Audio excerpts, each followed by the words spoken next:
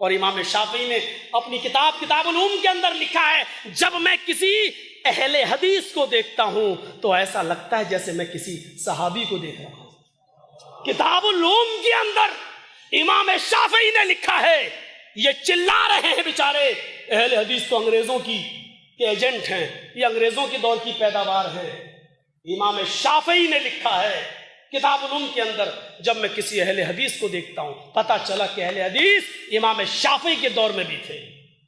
اور میں نے الہ آباد میں تقریر کی تھی، الہ آباد یو پی میں نے کہا تم جس پیر کو سب سے زیادہ مانتے ہو وہ اہل حدیث تھا، عبد القادر جیلانی۔ پڑھیے غنیت الطالبین، سینے پر نیت باندھتے تھے۔ پڑھیے ان کی کتاب، سورہ فاتحہ پڑھتے تھے۔ پڑھیے ان کی کتاب، جنازے کی نماز میں بھی وہ سورہ فاتحہ پڑھتے تھے۔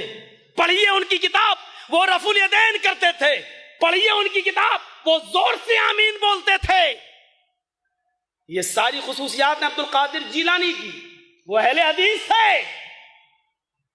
کہنے لگا نہیں وہ شافعی تھے، الہ آباد کا مولوی بولا وہ شافعی تھے، اور امام شافعی زور سے آمین بولتے تھے، تو کسی کی تقلید کرنا تو ضروری ہے، وہ امام شافعی کی تقلید کرتے تھے۔ میں نے کہا چل اسی پر فیصلہ کر لے، تیرا پیر امام شافعی کی تقلید کر رہا ہے، تو ابو حنیفہ کی کیوں کر رہا ہے؟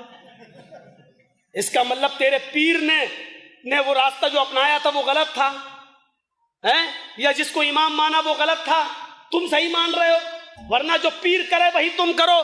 تمہارا پیر رفع الیدین کر رہا ہے، تم کیوں نہیں کر رہے ہو؟ تمہارا پیر زور سے آمین بول رہا ہے، تم کیوں نہیں بول رہے ہو؟ تمہارا پیر سورہ فاتحہ پڑھ رہا ہے، تم کیوں نہیں پڑھ رہے ہو؟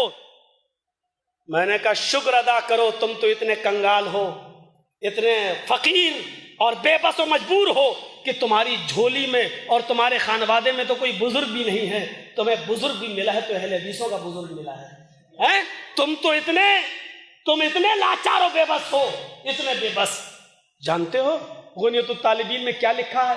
ان سے پوچھا گیا، عبد القادر جیلانی سے ان سے پوچھا گیا کہ جنت میں جانے والا فرقہ کون سا ہے، تو انہوں نے فرقہ نہیں بتایا، انہوں نے کہا 72 فرقے تھے بنی اسرائیل میں، اللہ کے نبی نے کہا 73 ہوں گے، انہوں نے کہا 72 جہنمی، ایک جنتی۔ پوچھا گیا عبد القادر جیلانی سے جنتی کون؟ انہوں نے کہا ہم اصحاب الحدیث، جنت میں جانے والے اہل حدیث ہوں گے۔ کیا کہا تھا انہوں نے؟